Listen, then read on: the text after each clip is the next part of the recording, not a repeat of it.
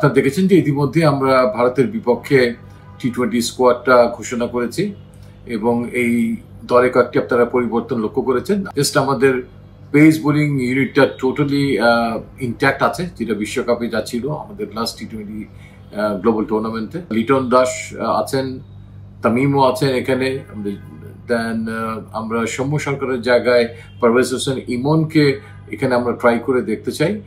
The great Shakib Al Hasan তিনি ঘোষণা দিয়েছেন যে তিনি তার শেষ টি-20 ম্যাচটি খেলে ফেলেছেন, তো সেখানে খেলার জন্য আসলে ঠিক তার যে এক্সপিরিয়েন্স, তার যে পারফরমেন্স, তার কাছাকাছি রিপ্লেসমেন্ট আসলেই এই মুহূর্তে আমাদের কাছে না থাকলেও তার জায়গাটি ব্যাটিংয়ে যিনি খুব ভালোভাবে সামাল দিতে পারেন বলে আমরা মনে করি, সেরকম একটা রিপ্লেসমেন্ট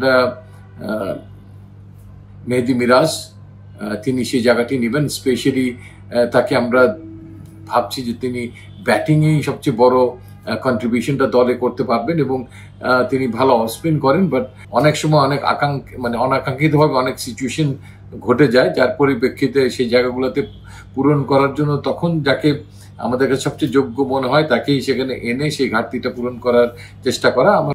রাকিবুল আমাদের দলে এসছেন, তার সঙ্গে তার কম্পিটিটরও ছিল, বাট ফিউচার অ্যান্ড তার পারফরমেন্স চিন্তা করে রাকিবুল অন্তর্ভুক্ত হয়েছেন। And at the same time আমরা শেখ মাহাদিকেও কিন্তু দলে রেখেছি, আপনারা হয়তো লক্ষ্য করেছেন, বিকজ আমরা মনে করি যে নতুন বলে পাওয়ার প্লেতে বল করার জন্য শেখ মাহাদিও অত্যন্ত একটা ভালো অস্ত্র। পাশাপাশি আরেকটু খবর আপনাদেরকে জানিয়ে রাখতে চাই যে আগামীতে অক্টোবর মাসেই ওমানে ইমার্জিং ক্রিকেট হবে টি-20 ফর্মেটে। সেখানে আমরা খেলবো শ্রীলঙ্কার সঙ্গে, আফগানিস্তানের সঙ্গে এবং হংকংয়ের সঙ্গে আমাদের এই গ্রুপে।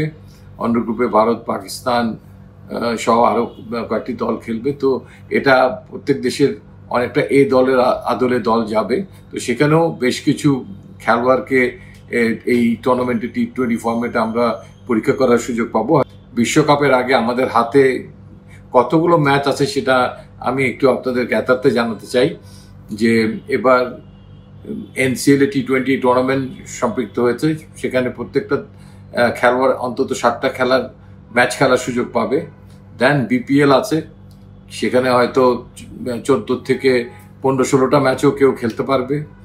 তারপরে আমাদের আন্তর্জাতিক টি-20 ম্যাচের পরিমাণটা এই বছরে যদি আমি বাদও রাখি, সামনের বছরের থেকে যদি আমি ধরি, তাহলে সেটাও প্রায় 18টা ম্যাচ। এশিয়া কাপ হলে সেই ম্যাচের সংখ্যা বেড়ে হয়তো 21-22ও চলে যেতে পারে।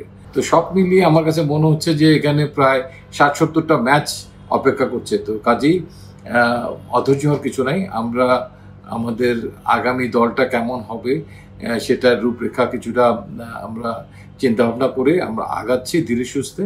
ক্যাপ্টেনের কাছে সব রকম কম্বিনেশনেরই একটা অপশন আপনারা এই দলটা দেখলে দলের ভেতরে পাবেন।